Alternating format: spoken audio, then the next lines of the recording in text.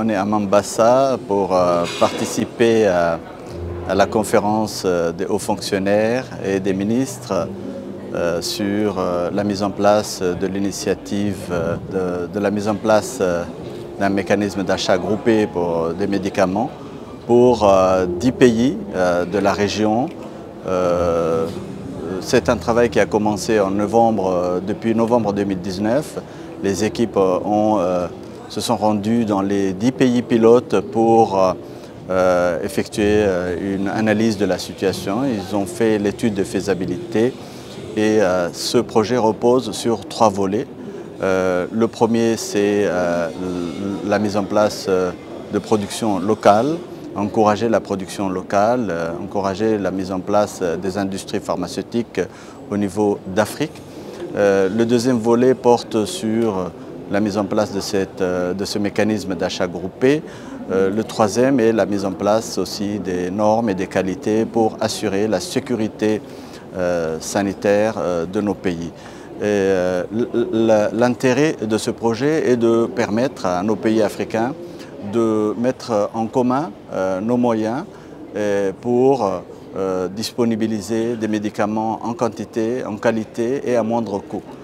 Ceci va permettre aussi aux pays de la région de créer de l'emploi, d'accélérer la croissance économique et c'est un projet très important pour nous. D'autant plus que dans nos pays, nous avons beaucoup de difficultés en matière de santé. Les taux de mortalité maternelle, néonatale, infantile sont encore très élevés malgré les efforts que nous fournissons.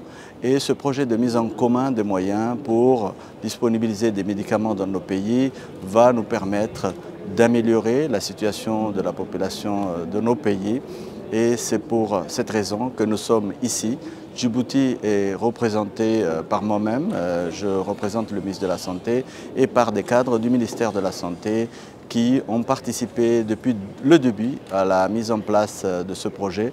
Et aujourd'hui, nous sommes à la 3e phase et nous sommes en train de voir le bout du tunnel et nous espérons réussir ce projet. Beaucoup de partenaires nous accompagnent dans la mise en place de ce projet, notamment l'UNICEF, l'OMS, le FUNIAP, mais aussi la Banque Afrique Exim Bank et d'autres partenaires. Et nous avons l'ambition d'élargir ce projet à d'autres pays africains, justement pour que l'Afrique se lève, pour que l'Afrique avance. Et c'est le souci de nos pays, pour qu'on se prenne en charge, pour que les Africains se prennent en charge, fabriquent leurs médicaments chez eux et disponibilisent les médicaments pour leur population. Pour Djibouti, ce qui est important, Djibouti est un petit pays par rapport aux 10 pays sélectionnés. Nous avons l'Éthiopie qui a une démographie importante, une population de 120 millions d'habitants. Nous avons le Kenya aussi qui est un grand pays. Et ce sont les 2 pays qui ont des industries de production pharmaceutique.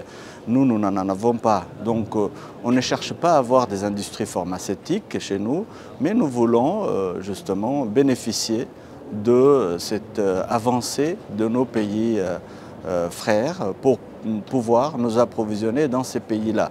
Et donc chacun a des avancées dans certains domaines et nous devons conjuguer nos efforts pour pouvoir avancer ensemble.